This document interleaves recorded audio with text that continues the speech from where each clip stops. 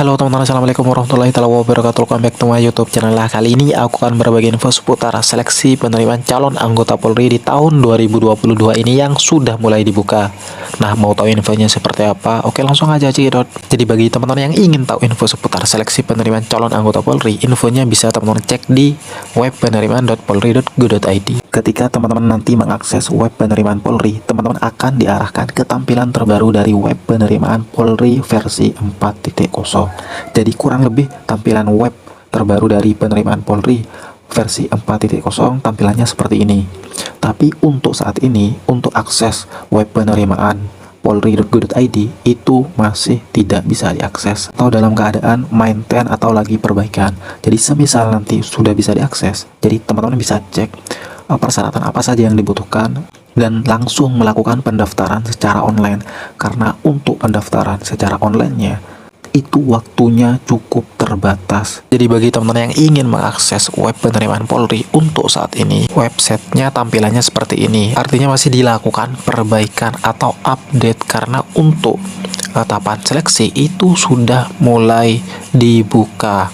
Adapun jalur penerimaan Polri di tahun 2022 ini yang sudah mulai dibuka adalah di jalur SIPSS-nya atau di jalur Sekolah Inspektur Polisi Sumber Sarjana. Berdasarkan brosur yang sudah beredar yang diinfokan dari IG Mabes Polri atau info rekrutmen, itu pendaftaran untuk jalur SIPSS itu dimulai dari tanggal 26 sampai tanggal 30 Januari di tahun 2022 ini, atau sekitar 5 hari, yaitu dimulai dari hari Rabu, Kamis, Jumat, Sabtu sampai terakhir itu hari Minggu.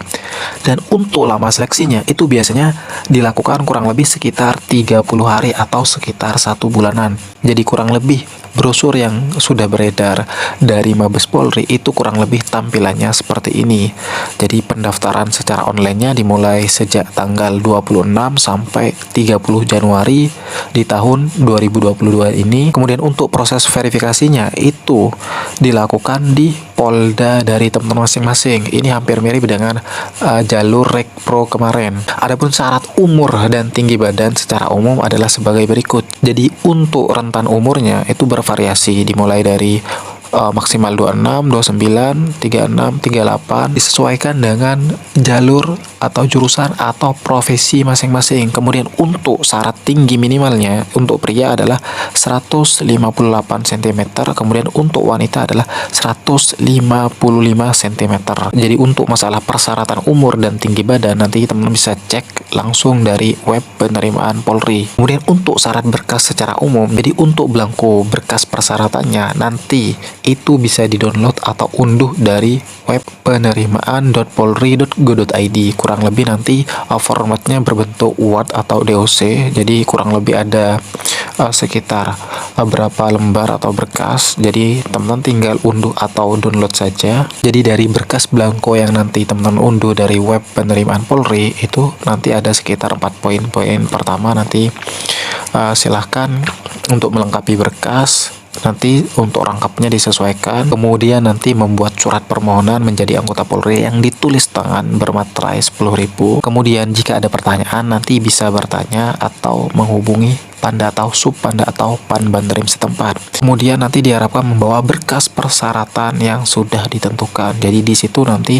ada berkas surat permohonan, kemudian akta kelahiran, kemudian ijazah dari SD, SMP, SMA, diploma, S1 ataupun S2, kemudian surat keterangan catatan kepolisian atau SKCK, KTP, dan KK, kemudian surat persetujuan orang tua, surat pernyataan belum menikah, daftar riwayat hidup, surat perjanjian ikatan dinas, pernyataan tidak terikat perjanjian ikatan dinas, surat pernyataan orang tua atau wali, surat tidak KKN, surat tidak mendukung organisasi yang bertentangan dengan Pancasila, UUD 45, NKRI, Bhinneka Tunggal Ika, surat pernyataan tidak melakukan perbuatan yang melanggar norma, kemudian fotokopi sertifikat akreditasi dari BAN PT-nya, kemudian menyiapkan juga pas foto ukuran 4x6, latar belakang warna merah, dan lain sebagainya. Jadi untuk belangko ini bisa nanti di-download atau diunduh dari web penerimaan Polri.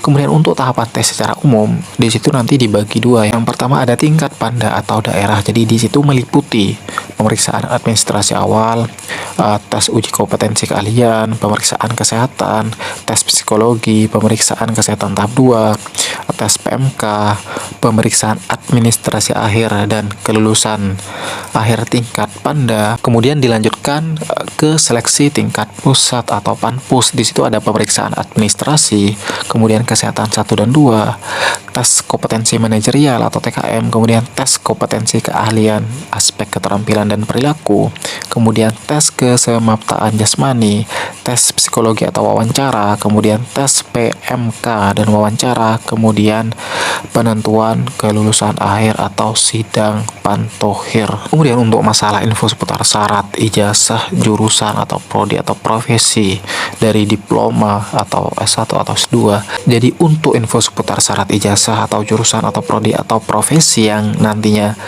akan dibuka itu bisa langsung dicek di web penerimaan.polri.go.id. Kemudian untuk semua prodi plus sertifikat CPLIR Flying School itu maksudnya adalah semua jurusan yang masuk dalam sekolah penerbangan atau flying school dan prodi-prodinya. Karena untuk jurusan penerbangan itu ada jurusan manajemen penerbangan yang dibagi menjadi 3 prodi. Kemudian jurusan penerbangan atau pendidikan pilot itu juga dibagi beberapa prodi. Kemudian jurusan keselamatan penerbangan ini dibagi 4 prodi. Kemudian jurusan teknik penerbangan ini juga dibagi beberapa prodi. Jadi kurang lebih maksudnya seperti itu. Kemudian untuk penjelasan masalah PPL, CPL, IR atau MER itu nanti bisa dibaca sendiri di sini. Jadi ada PPL, CPL, IR dan MER. Selanjutnya setelah tahapan seleksi untuk jalur SIP atau SIPSS itu sudah dilaksanakan atau telah dibuka, kemudian nanti akan dilanjutkan dengan pembukaan jalur Akpol, Bintara, dan Tamtama. Nah, untuk perkiraan pendaftarannya untuk jalur Akpol, Bintara, dan Tamtama itu diperkirakan akan dibuka di bulan Maret sampai April di tahun 2022 ini.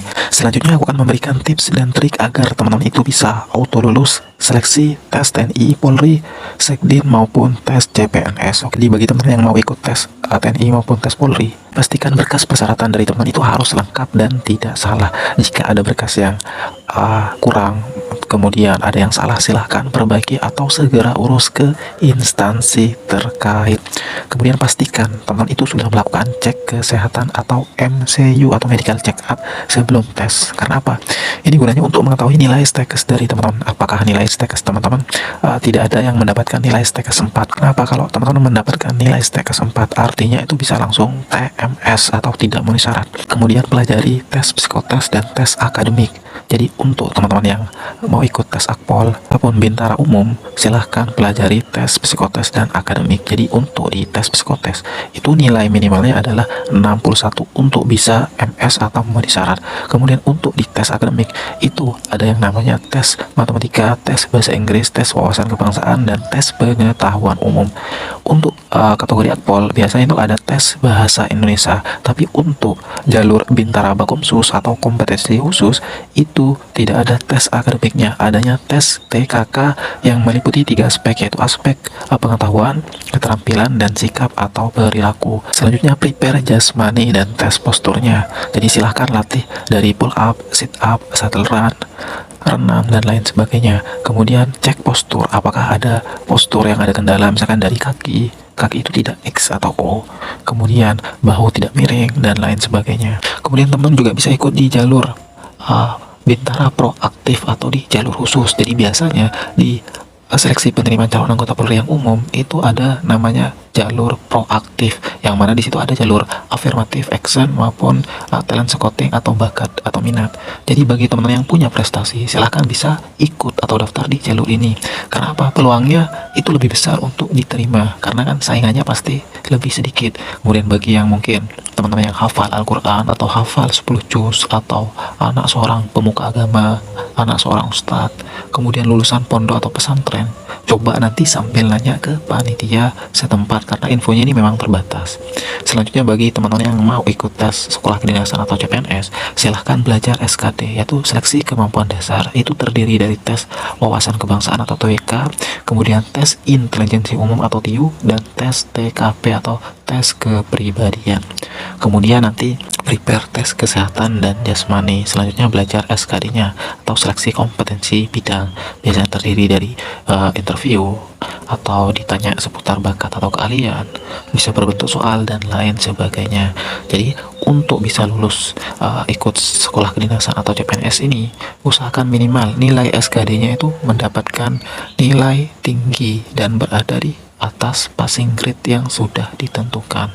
Jadi kalau nilai dari SKD-nya itu tinggi, peluang untuk bisa lulus itu semakin besar. Kemudian solusi untuk teman-teman yang umurnya lebih dari 21 tahun atau 22 tahun adalah, jadi silahkan teman-teman tangkap setiap peluang atau kesempatan yang ada. Jadi bagi teman-teman yang umurnya lebih dari 21 tahun, itu teman-teman bisa ikut tes TNI. Karena untuk tes TNI itu umur maksimalnya adalah 22 tahun. Kemudian bisa juga ikut tes Tamtama Polri karena umur maksimalnya itu adalah 22 tahun. Kemudian bisa juga ikut di jalur kuliah atau diploma D2 atau D3, itu umur maksimalnya adalah 22 tahun. Kemudian juga ada juga Bintara jalur D4 atau S1, itu umur maksimalnya itu bisa sampai 24 tahun. Kemudian bisa juga ikut di jalur Bintara Rekpro atau proaktif. Jadi untuk di jalur ini biasanya seleksinya dibuka di bulan November atau Desember atau hampir akhir tahun. Nah, untuk umur maksimalnya itu bisa nyampe 23 tahun. Jadi di jalur proaktif ini ada 3 kategori, yaitu di jalur affirmative action, kemudian ada talent scouting, dan jalur penghargaan. Kemudian bisa juga ikut di jalur SIPSS, yaitu Sekolah Inspektur Polisi Sumber Sarjana, atau di jalur S1-nya. Jadi untuk rentan umur itu bisa bervariasi, bisa maksimal umur 26, kemudian sampai 30-an.